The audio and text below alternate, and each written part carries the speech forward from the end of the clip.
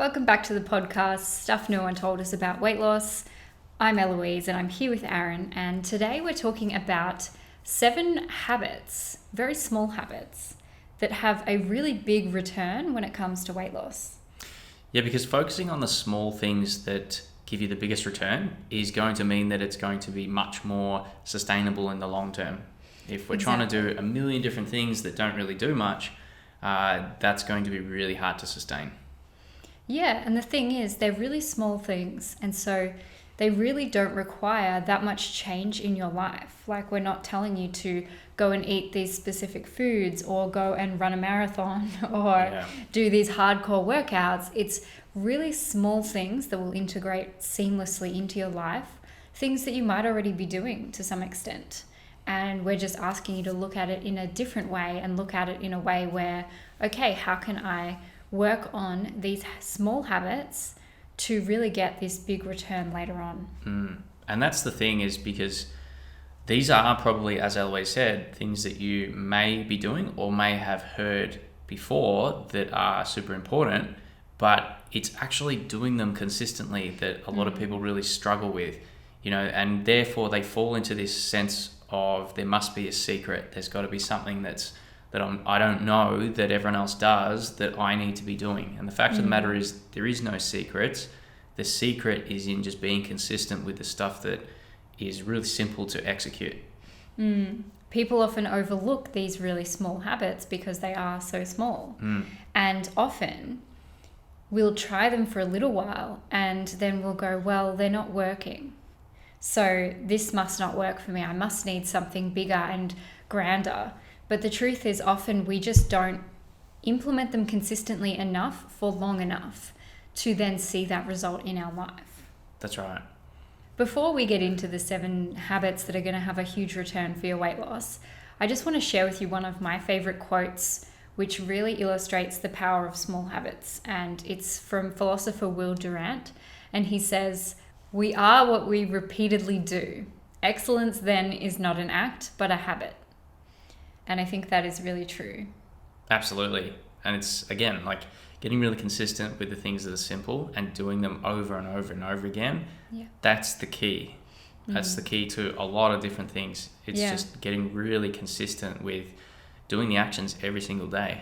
Yeah. Our life is a result of those really tiny actions we take every day. So the 7 small habits that will have a huge return on your weight loss efforts. Number 1 is drinking water. Drinking water is a massive thing that often gets overlooked by a lot of people. Yeah. It's one of those ones that I think a lot of programs talk about drinking water. Even a lot of diets talk about drinking water. But I think that people just underestimate the power that it has on things like the other habits that we're going to talk about. Yeah, well, and one of those other things that it influences is energy and focus. Yeah. So if you are lacking energy and focus simply because your body is dehydrated, you're not then able to focus on doing the other actions that you need to do in order to get to the end result. So it's setting you up by focusing on this specific habit of drinking water. It's setting the groundwork for you to be able to do the rest of them consistently. Exactly. And that's something that I have noticed a lot in my own life as well. Like, I've always been concerned with drinking water as like a healthy habit, but it was not until I started specifically setting water goals for my day and making it a conscious habit that I really noticed how that change in my energy, my focus, the way that my body physically felt, even my hunger signals. Yeah. I noticed all of those changes only once I made it an intentional habit, rather than just, I'm just going to drink a bit more water. And I think that's the key, is making it an intentional habit. I speak to a lot of people who say, I need to start drinking more water, and I'll just have like a few glasses of water. How they're describing it, there's a lot of roadblocks there. The simple and easiest way, and like I do this myself, and if you're watching the video, by having a really big drink bottle with me the whole day. This actually has time markers on the side of it, so I can actually use it as a bit of a guide throughout the day to see where I'm at. Yeah. It makes it really easy to hit a higher amount of water and hit your water goals each and every day. And the results are like huge. Like energy's really high. You don't get to 3 p.m. and you feel like you're going to fall asleep. You can just power through and you've got a lot more focus there. I find the time markers really helpful for me as well when it comes to water, but also just telling myself, okay, I'm going to set myself a goal today to drink 2 liters of water, which is the baseline number that we recommend for most people, 2 liters, and checking off those markers during the day. And also previously I would have been like, I'm getting about 2 liters. But it's not until you actually start to measure exactly how much you are drinking that you realize how little you drink. Yeah, that's right. And just on the whole measuring thing, a lot of people overcomplicate it and they go, well, I'm not going to measure how much I'm drinking. But like, if you know your drink bottle is 2 liters and you drink the full thing, you've drank your 2 liters of water. Like, it doesn't have to be more complicated than that, but you need to have, again, you want to set yourself up for success with this. So have a drink bottle with you. Maybe it has the markers on the side. Maybe it's a certain size drink bottle as well. It might be a 2 liter drink bottle. It might be a little bit smaller. That way it's going to allow you to have success with this particular habit. So the second habit that is a small habit that has a massive return is getting enough sleep. And that is 7 to 9 hours per night. Again, this is another one of those foundational habits that basically form the base for all of the other habits. Yeah. So this ties in really closely with the water, in that if you're not getting enough sleep, your body's not going to have enough energy to focus and to function throughout the day. I think we've all experienced some time in our lives where we've been sleep deprived, and you know how that affects your life. We don't have to really explain to you how it affects you. I think everyone knows that if we don't get enough sleep, we feel like crap. That's right. And I think that there's a lot of things that, some of us can't always control, our quality of sleep. If we have young kids, we can't always control getting uninterrupted sleep and things like that. But you can control little things like when you go to bed. Yeah. You can control when you get up in the morning. And you can control making sleep a priority. Again, it's not about perfection. It's not about if you don't get specifically 7 to 9 hours of perfect sleep, you're doing it wrong. It's not about that. It's just about if you're being a little bit more intentional and a little bit more specific with how you show up for your sleep routine, you're going to see benefits. Well, and I think that's it. It's an intentional habit. You've got to come at it with a mindset of, I want to try and maximize and do everything that I can to try and allow myself to get the most. So as I always mention, like going to bed and getting up at certain times, and even what you do before you go to sleep, that's well within your control. Like if you're sitting there watching screens right up until you go to sleep, that's going to interfere with your sleep. Whereas if you switch them off and maybe you go without for about half an hour, that's going to aid your sleep. Or maybe it might be having a cup of tea or doing whatever you can that helps your body relax and get the most out of the sleep. Exactly. So the next habit, number 3, is journaling. Now, journaling is something big that we have talked about a lot on this podcast, and we talk about a lot more extensively in our coaching program because it's life-changing. Yeah, and it's such a small habit. It's journaling, the way that we talk about it, is literally just writing on paper. A lot of people have these preconceived ideas of what journaling is, and they think they're going to have to sit down and write an essay every single day. And that's not the case. Like you can start small. It's the same with any other habit. You want to start really small. Yeah. Even like a simple thing of just writing down what's on your mind. Like no judgment, just write down. Just the act of taking thoughts out of your head and putting them on paper is really cathartic for a lot of people as well. It's really therapeutic. Big one. It's a big one that our clients often find a lot of benefit in. It's one of the things that a lot of our clients will use regularly is just writing, getting their thoughts out onto paper. And I mean, as an overthinker, I find that is really a game changer, just writing down what's in your head, because when it's in our head and when it's stuck in our head, it will swim around and get tangled up, and it just feels like this black hole that you can't make sense of. And as soon as you put it onto paper, it starts to make sense, and you start to see, oh, okay, it's not as bad as what I thought. That's right.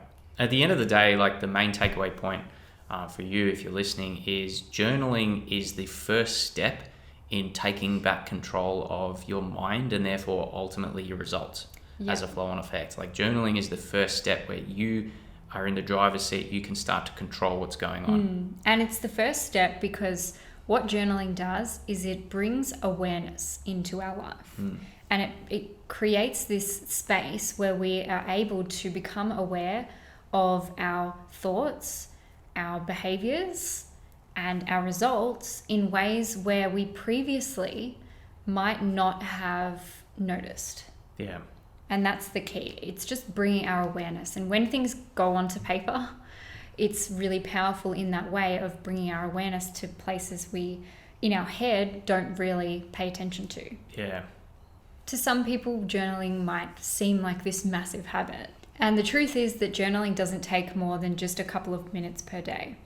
It can fit in with your life wherever you're at with how you feel about journaling. So if you're someone who really struggles with journaling, 1 to 2 minutes a day is all you need to get started. If you're someone who loves journaling, and there are plenty of people who love writing, then you can make it a specific habit that takes longer.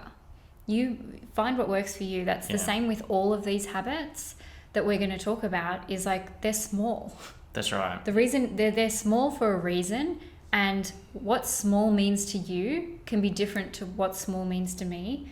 But the thing with all of these habits is they can fit in whatever way you want them to. Yeah.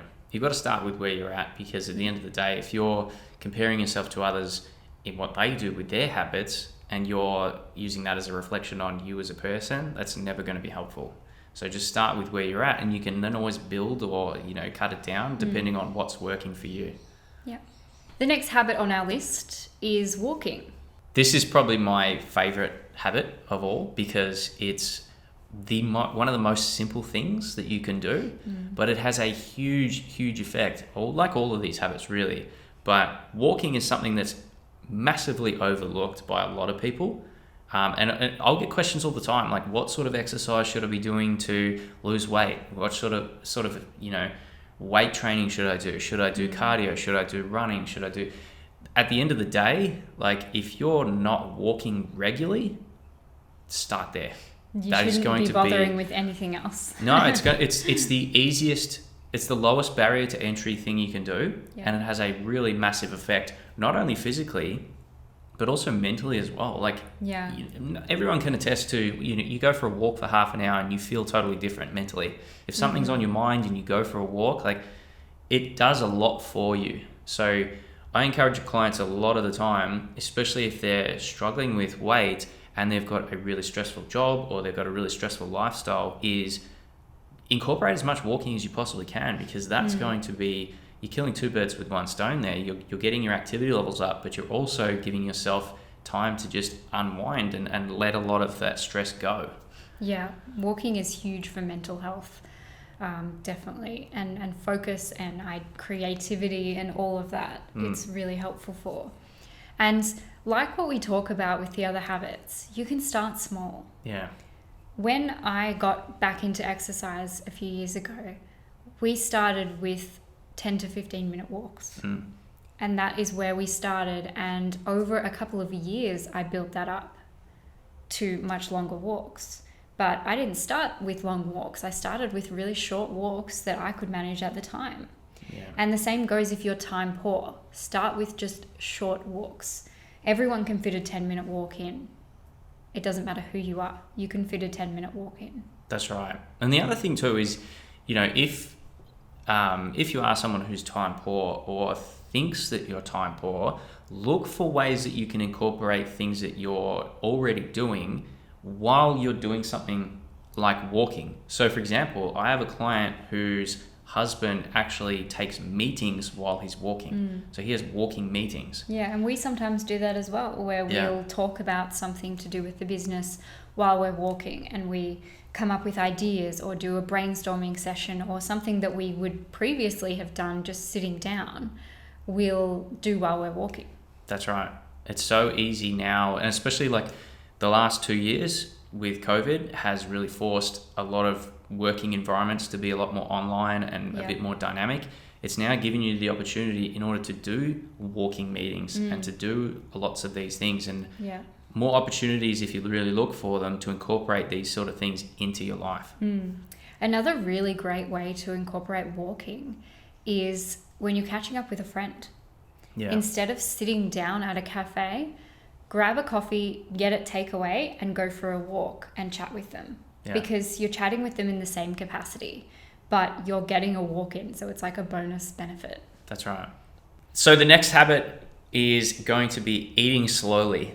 This is a really, really interesting one. It's an interesting one because it's something that we've both had personal experience with, me especially, because this was huge when I started incorporating this and first learning about it. To give you some backstory, I had a lot of issues around, feeling uncomfortable after eating, bloating, like constant stomach issues and upset, and couldn't figure out why. Like, I thought it was the specific food I'm eating. My body's like intolerant to this. And simple thing, it was actually just I was eating way too fast. And when I slowed things down, miraculously, a lot of that stuff started to disappear. Exactly. And to be honest, I have similar experiences, which still happens quite often for me, is when I'm not paying attention to what I'm eating. At the end of the meal, I'll realize that I feel bloated or uncomfortable or really full and heavy, and I'll think back and go, wow, I ate too fast. I just ate too fast, and as a result of eating too fast, I ate too much, which is often what happens, because it does take our stomach and our brain a while to connect together. There is a delay in the message getting sent up to our brain from our stomach. And so if you're eating too quickly, you can shovel in twice the amount of food that your stomach needs.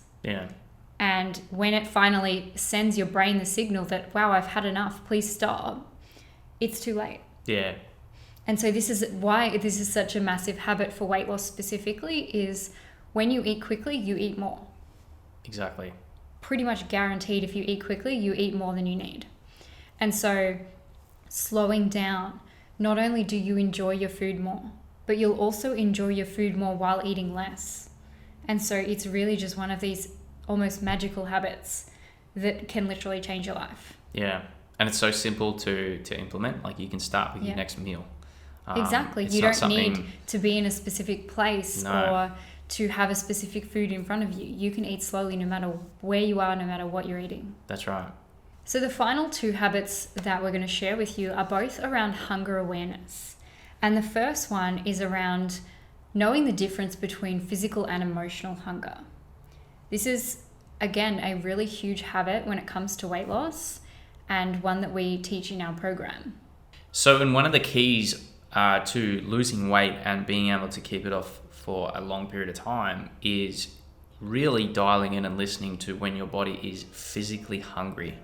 Like, and there's a very big difference between physically hungry and emotionally hungry, in the simple fact that when you're physically hungry, that's your body saying, I need fuel of some description. It doesn't discriminate between certain foods. It's just, I need something to eat because the energy levels are low. And you'll usually feel physical symptoms. Like growling in your stomach, an empty feeling, or you might feel lightheaded. That's right. Whereas the difference between emotional eating or emotional hunger is that we're usually typically craving a certain food. So we want a specific food, or we want to eat a type of food to solve an emotion. So if we're feeling a certain way, we try to get some food that makes us feel good, or that we think makes us feel good. Well, and often we don't realize we're doing that. So it'll be something like, well, I just want it, or it looks like it tastes good, or it could even be just something like, oh, I always eat this. Emotional hunger is always driven by our brain. So we're having thoughts that we want food, not physical feeling that we want food. And so learning the difference between those two is a really important habit and a really important key to losing weight. That's right. And it's not one thing to note is emotional eating isn't necessarily this big bad thing that you've got to try and eliminate completely. emotional eating it's very broad. It can be a million different things. On the extreme ends, when it's a problem, that's when it starts causing issues. But if it's not a problem for you and you are eating when you're not hungry, maybe you're eating with friends and family, but you're eating in a controlled way, like that's fine. Like there's nothing wrong with that. It's more when it becomes a problem and it's a habit that happens over time where you're not really consciously aware of it, and it's causing you to gain weight or to stay at a certain weight and making it harder for you then to lose weight. Or if it's making you feel uncomfortable. Yeah. Or like you emotionally attached to food, which is something that I have dealt with and am really working through myself, is like, I don't want to eat when I'm not hungry. Yeah. I don't want to be that type of person. And so therefore it's a habit that I'm working on, because I know it's a habit that's going to improve the quality of my life. And so the second part of hunger awareness is knowing where you sit on a scale of, full to really hungry to satisfied, and being able to stop at the point where you're just satisfied and not eating past that point, because that's really crucial. If we can really learn that skill and dial it in, that's going to be a massive benefit to you. And it doesn't matter what you're eating, you can apply this same principle to anything. Exactly. And most of us are in the opposite habit, which is the habit of just eating what's on our plate, just eating food because it's there, or just eating until we feel physically full. And so what we want to do is we want to work on how can we flip that habit and create a habit of listening to our body. Yeah. How can our habitual behavior become we're listening to our body while we eat, and we stop when our body says it's time to stop, not when our brain says, oh, I just want to keep eating because it tastes so good. Yeah. Because, and it comes back to, again, if this is really important when it comes to losing weight, because it's something that stops you from losing weight. If you have a habit of eating what's there or wanting to keep eating when it tastes good, that's a habit that's going to keep you stuck on your weight loss journey.